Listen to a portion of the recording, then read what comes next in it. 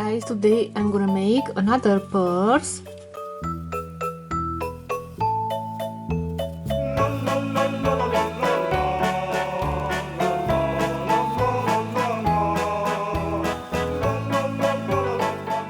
Transfer the pattern on the craft foam a little bit.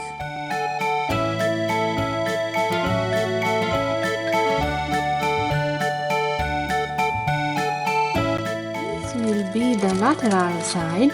I'm gonna make some lines on the bag. I'm gonna use acrylic color and start to paint the bag.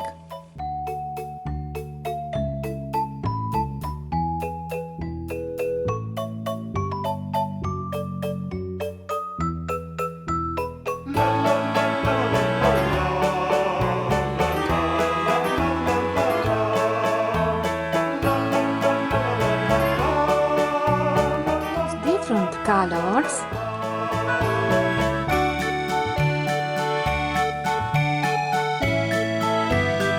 On the lateral side of the bag, it also apply nail polish.